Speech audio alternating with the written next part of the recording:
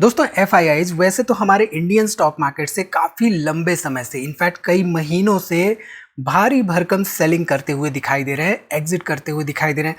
लेकिन कुछ specific stocks हैं जिनमें कि एफआईआईज ने रिसेंटली अपनी स्टेक बढ़ाई है। तो ऐसे में एज अ रिटेल इन्वेस्टर हमें क्या समझना चाहिए? क्या एफआईआईज का बाइंग का मतलब स्टॉक का ब्राइट फ्यूचर है? डिटेल में बात करेंगे इस छोटी सी वीडियो में स्टॉक्स के साथ।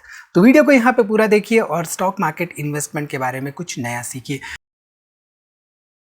नमस्कार दोस्तों, मैं उमेश त्रिपाठी आपका स्वागत करता हूँ स्टॉक फॉर रिटेल पर स्टॉक मार्केट से जुड़ी एक नई जानकारी के साथ। ध्यान रखिए जो भी चीज़ें हम यहाँ पे डिस्कस कर रहे हैं वो किसी तरह का बाय या सेल रिकमेंडेशन नहीं है। तो जो पहली कंपनी है, पहला स्टॉक है जिसके बारे में हम डिस्कस करेंगे वो है Ujjivan small finance bank limited. अब यहाँ पे देखिए तो आप देख सकते हैं कि प्राइस टू अर्निंग रेशियो करीब करीब 22 के आसपास है। डिविडेंड कंपनी नहीं दे रही है, हालांकि कंपनी यहाँ पे प्रॉफिटेबल है। डेट टू इक्विटी इसका 6.77 के आसपास है। अगर आप हमारी वीडियोस फॉलो करते हैं तो आपको मालूम होगा कि जब भी हम बैंकिंग या फाइनेंशियल एनबीएफसीज की जब भी हम एनालिसिस करते हैं, इनके एनालिसिस में हमें पता होता है कि बैड डेट्स होते हैं, उसकी वजह से हमें डेट ज्यादा देखने को मिलता है। ठीक है, यहाँ पे पित्रोस्की स्कोर 5 का है। सेल्स ग्रोथ पिछले 7 सालों में करीब करीब 23% के आसपास रही है। रिटर्न ऑन इक्विटी 12% का, रिटर्न ऑन कैपिटल एम्प्लॉयड यहाँ पे 8.5% का। अब आपने ध्यान दिया होगा तो यहाँ पे कुछ हमने इंपॉर्टेंट रेशियोज देखे हैं। रिटर्न ऑन इक्विटी हो गया, रिटर्न ऑन कैपिटल एम्प्लॉयड हो गया, हमने डेट टू इक्विटी देखा, हमने ये देखा कि कंपनी डिविडेंड दे रही है या नहीं। अब एज एन इन्वेस्टर हमारे पास दो ऑप्शन होते हैं जब भी हम किसी कंपनी की या स्टॉक की एनालिसिस कर रहे होते हैं। पहला ऑप्शन हमारे पास क्या होता है कि हम खुद से एनालिसिस करें हजारों स्टॉक्स में से एंड फिगर आउट करें कि कौन से स्टॉक में इन्वेस्टमेंट करने का ऑप्शन बन रहा है। दूसरा ऑप्शन हमारे लिए होता है कि हम जो हमारे इन्वेस्टमेंट पोर्टफोलियोज मेकर्स होते हैं, जो खासतौर पे सेबी रजिस्टर्ड रिसर्च एनालिस्ट होते हैं, उनके द्वारा क्यूरेटेड इन्वेस्टमेंट पोर्टफोलियोज को स्टडी करें। यहाँ पे ट्रेडब्रेन्स पोर्टल एक ऐसा पोर्टल है जहां पे आपको एक्सेस मिलता है to the investment portfolios which are created by research experts. So यहाँ पे बेसिकली ये बास्केट क्रिएट करते हैं जो कि set of certain stocks and ETFs होते हैं। ये कुछ नहीं बल्कि एक स्मॉल केस है जिसको कि आप ट्रेडब्रेन्स पोर्टल के प्लेटफॉर्म पर एक्सेस कर सकते हैं। यहाँ पे आप देखिए तो आप देख सकते हैं कि चाहे AI and data center dominators theme हो, चाहे रिन्यूएबल एनर्जी थीम हो, चाहे मिड कैप ग्रोथ थीम हो, कई तरह के सेट ऑफ स्टॉक्स या ईटीएफ्स की इन्होंने बास्केट क्रिएट कर रखी है, स्मॉल केसेस क्रिएट कर रखे हैं जिसमें कि सर्टेन मिनिमम इन्वेस्टमेंट भी आपको देखने को मिल रहा है। फॉर एग्जांपल रिन्यूएबल थीम में यहाँ पे देखिए तो करीब करीब 23,000 रुपये के आसपास यहाँ पे मिनिमम इन्वेस्टमेंट है। ये एक सर्टेन सब्सक्रिप्शन फी के साथ आता है एंड यहाँ पे आपको सब्सक्राइब करना होता है। ठीक, इसके साथ ही साथ डिटेल्स देखने के लिए आपको लॉग इन करना होता है जहाँ पे आपको उस पर्टिकुलर थीम या स्मॉल केस के बारे में डिटेल मिल जाती है। अब यहाँ पे देखिए तो diversified basket of stocks within the renewable and clean energy sector with strong fundamentals. जिन स्टॉक के स्ट्रॉन्ग फंडामेंटल्स देखते हैं इनके रिसर्च एनालिस्ट, उनमें इन्वेस्टमेंट करते हैं ये। एंड यहाँ पे पिछले एक महीने में करीब करीब 26% के आसपास रिटर्न्स देखने को मिल रहा है, हालांकि ये हाई वोलेटिलिटी लेके चल रहा है। ठीक है, स्टॉक्स एंड वेटेज यहाँ पे देखने के लिए आपको बेसिकली सब्सक्राइब करना होगा एंड यहाँ पे आप देख सकते हैं करीब करीब 9 स्टॉक्स हैं। इस पर्टिकुलर थीम में कोई भी ईटीएफ नहीं है। यहाँ पे रीबैलेंसिंग फ्रीक्वेंसी क्या है? क्वार्टरली एक बार रीबैलेंस करते हैं इनके एनालिस्ट। सो बेसिकली समय समय पर रीबैलेंसिंग भी होती है, जहाँ पे अपॉर्चुनिटीज होती है वहाँ पे रीबैलेंस करते हैं ये। ठीक, तो यहाँ पे 3 सिंपल स्टेप्स में इन्वेस्टमेंट करने का ऑप्शन है। पहला तो आपको चूज करना होता है कि कौन से स्मॉल केस में इन्वेस्टमेंट करना है। दूसरा, आपको उसके बाद सब्सक्राइब करना होता है एंड आपको एग्जिस्टिंग डीमैट अकाउंट के थ्रू ही एक ही सिंगल क्लिक में यहाँ पे उस पर्टिकुलर सेट ऑफ स्टॉक्स या ईटीएफ्स में इन्वेस्टमेंट हो जाता है ट्रेडब्रेन्स पोर्टल के प्लेटफॉर्म से। तो इसके लिंक्स और डिटेल्स मैं डिस्क्रिप्शन में दे दूंगा और अगर आप उमेश 10 जो हमारा कूपन कोड है उसको इस्तेमाल करते हैं तो यहाँ पे 10% के आसपास आपको डिस्काउंट भी मिल जाएगा। तो चेकआउट करना ना भूलिएगा। ठीक है, वापस आते हैं हमारे Ujjivan small finance bank limited पर। यहाँ पे रिसेंट इनका डिटेल देखें, यानी कि जो फाइनेंशियल्स हैं इनके रीसेंट क्वार्टर के वो देखें तो यहाँ पे जो नेट इंटरेस्ट इनकम है उसमें क्वार्टर ऑन क्वार्टर करीब करीब 8.5% के आसपास की ग्रोथ देखने को मिली है। जो नेट इंटरेस्ट मार्जिन है उसमें करीब करीब 33 बेसिस पॉइंट्स की यहाँ पे ग्रोथ देखने को मिली है एंड जो ऑपरेटिंग प्रॉफिट है, प्री प्रोविजन ऑपरेटिंग प्रॉफिट, उसमें करीब करीब 11% के आसपास ग्रोथ देखने को मिले। अब यहाँ पे आप ध्यान देंगे तो नेट इंटरेस्ट इनकम हो गया, नेट इंटरेस्ट मार्जिन हो गया, ये सब बैंकिंग रिलेटेड या एनबीएफसी रिलेटेड रेशियोज हैं। तो जब भी हम किसी सर्टेन स्टॉक की एनालिसिस करते हैं तो वो स्टॉक किस सेक्टर से बिलोंग करता है एंड उसके साथ ही साथ उस सेक्टर में कौन से इंपॉर्टेंट रेशियोज हैं, उन रेशियोज की स्टडी करना हमारे लिए इंपॉर्टेंट होता है। जैसे कि बैंकिंग सेक्टर में हमारे लिए कैसा रेशियो इंपॉर्टेंट होता है, करंट अकाउंट, सेविंग अकाउंट का रेशियो। तो इन तरह के रेशियोज भी हमें पता होना चाहिए जब भी हम एनालिसिस कर रहे हो। खासतौर पे रिटर्न ऑन इक्विटी हो गया, रिटर्न ऑन कैपिटल एम्प्लॉयड हो गया, या प्रॉफिट आफ्टर टैक्स, ये सब तो कॉमन होते हैं, यानी कि अक्रॉस हर कंपनी हमें देखने को मिलते हैं। जैसे कि यहाँ पे रिटर्न ऑन इक्विटी देखिए तो करीब करीब 11.5% के आसपास है। प्रॉफिट आफ्टर टैक्स यहाँ पे करीब 52% के आसपास से क्वार्टर ऑन क्वार्टर उसमें ग्रोथ देखी गई है। हालांकि 9 मंथ का ईयर ऑन ईयर ग्रोथ देखें तो अभी भी नेगेटिव ग्रोथ हमें देखने को मिल रही है। ठीक है, चलिए उज्जीवन स्मॉल फाइनेंस बैंक में हम देख लेते हैं कि शेयर होल्डिंग पैटर्न क्या कहता है। तो यहाँ पे जून 2023 में 73% के आसपास प्रोमोटर्स थे, 15% पब्लिक थी, और यहाँ पे करीब करीब 11% के आसपास हमें एफआईआईज एंड डीआईएस देखने को मिल रहे थे। एफआईआईज खासतौर पे 3.90% के आसपास थे। अब देखिए रीसेंट डाटा के हिसाब से जो लेटेस्ट क्वार्टर का डाटा हमारे पास है मार्च 2026 में, यहाँ पे करीब करीब 17% के आसपास एफआईआईज हो गए, सीधे सीधे 3% से 17%, और पिछले क्वार्टर से भी यहाँ पे 2-2.5% के आसपास एफआईआईज इंप्रूव हुए हैं। एंड इसके साथ ही साथ डीआईआईज भी यहाँ पे करीब 31% के आसपास हो चुके हैं। हालांकि 51% के आसपास यहाँ पे आपको पब्लिक देखने को मिला। अब एक इंटरेस्टिंग बात देखेंगे तो जो प्रमोटर्स थे वो 0 हो चुके हैं। प्रमोटर्स अगर आप ध्यान दीजिए कुछ क्वार्टर पहले ही यहाँ पे इनफैक्ट मार्च 2024 में 73% के आसपास हुआ करते थे।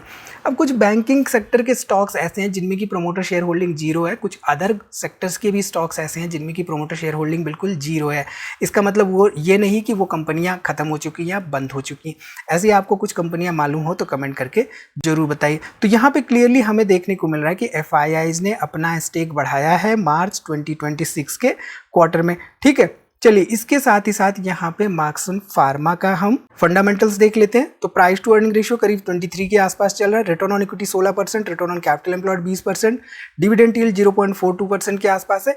यहाँ पे नेट प्रॉफिट कंपनी का 362 करोड़ रुपए के आसपास है। हालांकि पेट्रोस की स्कोर मात्र 3 का है। तो जब भी हम अपनी वीडियोज में आपको एजुकेटिव वीडियोज में आपको सिखाते हैं कि फंडामेंटल्स देखते समय हमें पेट्रोस की स्कोर जब देखना होता है तो वहाँ पे 9 पैरामीटर्स में कितने पॉइंट्स उसको मिल रहे हैं तो वो हमारे लिए मैटर करता है। तो 4-5 पॉइंट से अगर ज़्यादा नहीं है, उससे कम है, तो वो एक नेगेटिव इफेक्ट देता है स्टॉक में ओवरऑल। यहाँ पे डेट टू इक्विटी मात्र 0.12 के आसपास है, डेट 332 करोड़ के आसपास हमें देखने को मिल रहा है। सेल्स ग्रोथ पिछले 7 सालों का 16% के आसपास देखने को मिल रही है। तो मार्क्सन फार्मा का अगर हम ध्यान दें तो यहाँ पे ईयर ऑन ईयर परफॉर्मेंस आप देखिए, रेवेन्यू में करीब करीब 10% के आसपास ग्रोथ देखने को मिल रही है एंड ईबिटा में करीब 23% के आसपास हमें ग्रोथ देखने को मिल रही है। वहीं पे नेट प्रॉफिट मार्जिन 8% के आसपास के रेट से ग्रो होता हुआ दिखाई दे रहा है। ठीक है, मार्क्सन फार्मा का अगर हम देखें शेयर होल्डिंग पैटर्न तो जून 2023 में यहाँ पे करीब 44% के आसपास प्रमोटर्स थे, 37% यहाँ पे पब्लिक थी, और यहाँ पे करीब 18% के आसपास एफआईआईज एंड डीआईएस देखने को मिल रहे थे, जिसमें 15% के आसपास हमारे एफआईआईज देखने को मिल रहे थे। अब देखते हैं रीसेंट डाटा के हिसाब से जो कि हमारे पास अवेलेबल है मार्च 2026 का डाटा। 43% के आसपास प्रोमोटर्स हैं, 33% के आसपास पब्लिक है, और यहाँ पे 16% के आसपास एफआईआईज एंड 6.5% के आसपास हमें डीआईएस देखने को मिल रहा है। तो यहाँ पे पिछले क्वार्टर से आप देखिए जस्ट डबल कर चुके हैं हमारे एफआईआईज अपनी होल्डिंग। लेकिन आप ध्यान दीजिए तो उसके जस्ट पहले यहाँ पे 17% के आसपास एफआईआईज हुआ करते थे।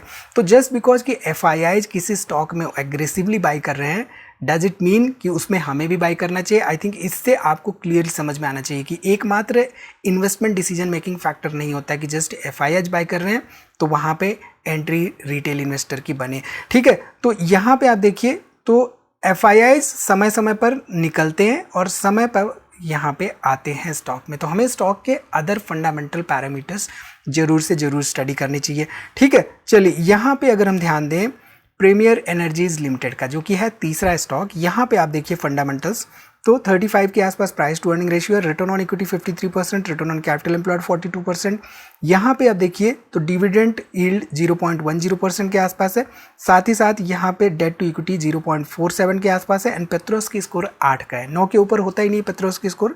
यहाँ पे कंपनी का ओवरऑल जो देखें डेट 1622 करोड़ रुपए के आसपास हमें देखने को मिल रहा है। अगर हम यहाँ पे देखें तो आप देख सकते हैं कि इसकी जो ओवरऑल इंडस्ट्री है, उस इंडस्ट्री में सोलर कैपेसिटी एडिशन जो है ये 2021 के बाद से 3.5 गुना होता हुआ दिखाई दे रहा है 2025 तक।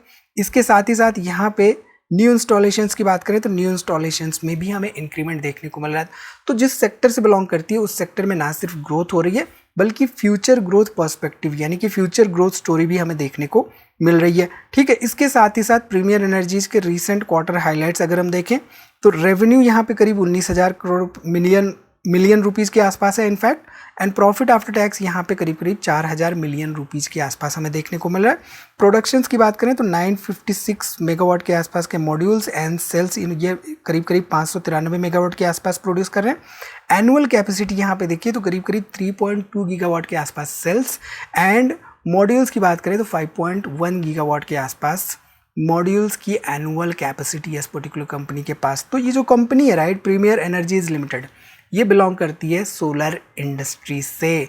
तो सोलर इंडस्ट्री में हमने पहले भी देख रखा है कि क्या स्कोप थे एंड इसमें आगे क्या स्कोप है, अब आप लोग कमेंट करके जरूर बताइए। ठीक है, चलिए यहाँ पे प्रीमियर एनर्जीज सितंबर 2024 में 64% प्रमोटर्स थे, यहाँ पे करीब 25% पब्लिक थी और 10% के आसपास हमें FIIs एंड DIIs देखने को मिल रहे थे, जिसमें 3% के आसपास यहाँ पे FIIs थे।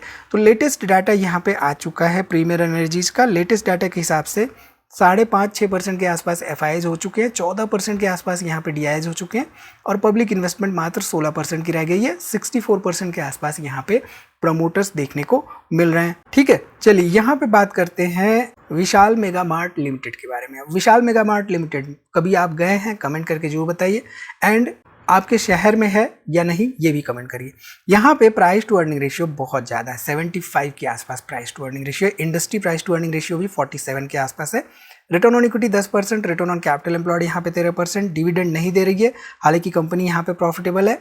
यहाँ पे आप देखिए तो पेट्रोस की स्कोर 8 के आसपास है एंड डेट टू इक्विटी मात्र 0.27 के आसपास हमें देखने को मिल रहा है। ग्राहम नंबर कंपनी का मात्र 23 के आसपास हमें देखने को मिला। अब ग्राहम नंबर क्या होता है, अगर आप हमारी एजुकेशनल वीडियोस आप देखते हैं, फॉलो करते हैं, आपने जस्ट इन केस नहीं देखा है तो हम लिंक डिस्क्रिप्शन में दे रहे हैं, वहाँ से आप जाके एक्सप्लोर कर सकते हैं। तो ये सब चीज़ें आप सीखते हैं राइट, तो कॉन्फिडेंस बढ़ता है। अब कॉन्फिडेंस बढ़ता है तो फिर आपको समझ में आता है कि भाई जितने भी फंडामेंटल पैरामीटर्स हैं उनको बारीकी से हमें स्टडी करना चाहिए या नहीं। ठीक है, यहाँ पे ऑपरेशनल हाइलाइट्स में देखिए तो जो इनके खुद के ब्रांड्स हैं उससे करीब 74% रेवेन्यू जनरेट कर रहे हैं and other third party brand से करीब 25% रेवेन्यू जनरेट करते हुए दिखाई दे रहे हैं। ठीक, चलिए विशाल मेगा मार्ट में देखें तो दिसंबर 2024 में 76% प्रोमोटर्स थे, केवल और केवल 7.5% पब्लिक, और यहाँ पे करीब 16% के आसपास FIIs एंड DIIs देखने को मिल रहे थे, जिसमें 6.5% के आसपास यहाँ पे FIIs देखने को मिल रहे थे। अब रिसेंट डाटा देखें तो मार्च 2026 का डाटा हमारे पास, जहाँ पे प्रमोटर्स घट के हो चुके हैं 40%, लेकिन बढ़ के हो चुके हैं 22% यहाँ पे FIIs, बढ़ के हो चुके हैं 33% यहाँ पे DIIs, और पब्लिक इन्वेस्टमेंट अभी भी 5% के आसपास देखने को मिल रही है। तो आप समझ रहे हैं राइट, पब्लिक को पता ही नहीं है विशाल मेगा मार्ट का स्टॉक भी है, लेकिन यहाँ पे धीरे धीरे FIIs एंड DIIs वो इसमें जा रहे हैं। हालांकि कंपनी का जो प्राइस टू अर्निंग रेशियो है स्टॉक का वो हाइयर एंड पे 74 के आसपास है। तो ये सब सारी बातें अगर आप समझते हैं लॉजिकली तो आपको डिसीजन लेने में मदद मिलती है। ठीक है, चलिए यहाँ पे अगर हम देखें बजाज कंज्यूमर केयर लिमिटेड का फंडामेंटल्स, तो ये 31 के PE पे ट्रेड कर रहा है, रिटर्न ऑन इक्विटी 25 का है, रिटर्न ऑन कैपिटल एम्प्लॉयड 30% का है। हालांकि कंपनी प्रॉफिट तो जनरेट कर रही है बट यहाँ से ये डिविडेंड नहीं दे रहे हैं। डेट टू इक्विटी मात्र 0.02 का है, पेट्रोस की स्कोर यहाँ पे 8 का है, सेल्स ग्रोथ पिछले 7 सालों में मात्र 3% के आसपास देखने को मिली है, एंड कंपनी का डेट मात्र 15 करोड़ के आसपास हमें देखने को मिला। हालांकि इसका जो नेट कैश फ्लो है वो नेगेटिव देखने को मिला। अब ये जो बजाज कंज्यूमर केयर लिमिटेड है, अगर आप इंस्टा पे हमें को फॉलो करते हो हमारे को, तो वहाँ पे आपने देखा होगा रिसेंटली हमने दिखाया था राइट, मल्टी बैगर वाली सीरीज। तो वहाँ पे हमने देखा था बजाज कंज्यूमर का प्रोडक्ट, नहीं देखा है तो आप जरूर जाके देखिए। तो यहाँ पे कंपनी ने पिछले कई सालों से किस पर्टिकुलर प्रोडक्ट में बना के रखा है अपना ओवरऑल 64-65% का मार्केट शेयर, कमेंट करके बताइएगा। यहाँ पे फाइनेंशियल्स देखिए तो इनकी सेल्स जो है 21% के आसपास से ग्रो होती हुई दिखाई दे रही है, ईबिटा करीब 71% के आसपास से ग्रो होता हुआ दिखाई दे रहा है, एंड प्रॉफिट बिफोर टैक्स यहाँ पे करीब 51% के आसपास ग्रो होता हुआ दिखाई दे रहा है। ये रीसेंट क्वार्टर परफॉर्मेंस के हिसाब से हम डाटा देख रहे हैं, ठीक है। चलिए यहाँ पे अगर हम देखें शेयर होल्डिंग पैटर्न, जून 2023 में 39-40% के आसपास प्रोमोटर्स थे, 31% के आसपास यहाँ पे पब्लिक थी, और यहाँ पे करीब 29% के आसपास हमें FIIs एंड DIs देखने को मिल रहे थे, जिसमें 12.5% FIIs थे। अब देखते हैं कि FIIs कितने हो चुके हैं इसमें रिसेंट डाटा के हिसाब से। तो मार्च 2026 के डाटा के हिसाब से 43% प्रोमोटर्स हैं, 26% पब्लिक है, और यहाँ पे करीब 30% के आसपास FIIs एंड DIs हो चुके हैं, जिसमें 17% के आसपास ऑलरेडी FIIs हो चुके हैं और 14% के आसपास यहाँ पे DIs हमें देखने को मिल रहा है। तो FIIs ने लगातार यहाँ पे एग्रेसिवली बाइंग करते हुए दिखाई दिए हैं पिछले कुछ क्वार्टर्स में। तो FIIs जनरली जब भी बाइंग करते हैं किसी भी सर्टेन स्टॉक में तो उनकी रिसर्च बहुत स्ट्रांग होती है, कई बार उनकी मैनेजमेंट से मीटिंग्स भी होती है इन्वेस्टमेंट करने से पहले, एंड उनका सेक्टर एनालिसिस डीप होता है कंपेयर टू आवर एनालिसिस। लेकिन इन सब के बावजूद एक बात इंपॉर्टेंट है जो कि आपको जानना चाहिए, हर एक FII बाइंग प्रॉफिटेबल ही हो ऐसा जरूरी बिल्कुल नहीं होता है। जैसा कि हमने एक स्टॉक के एग्जांपल में देखा है, कभी कभी शॉर्ट पोजीशनिंग भी करते हैं FIIs, तो इसलिए हमें सारी बातों का ध्यान देते हुए इन्वेस्टमेंट डिसीजन मेकिंग करनी चाहिए। तो वीडियो आपको कैसी लगी कमेंट करके जरूर बताइए, वीडियो को जरूर से जरूर लाइक करिए, दोस्तों में शेयर करना ना भूलिए। मिलते हैं अगली वीडियो में किसी तरह की जानकारी के साथ, तब तक आप हमारी दूसरी वीडियोस देखते रहिए, और हाँ, ट्रेड ब्रेन्स पोर्टल्स का जो लिंक है उसकी डिटेल्स एक्सप्लोर करना ना भूलिए।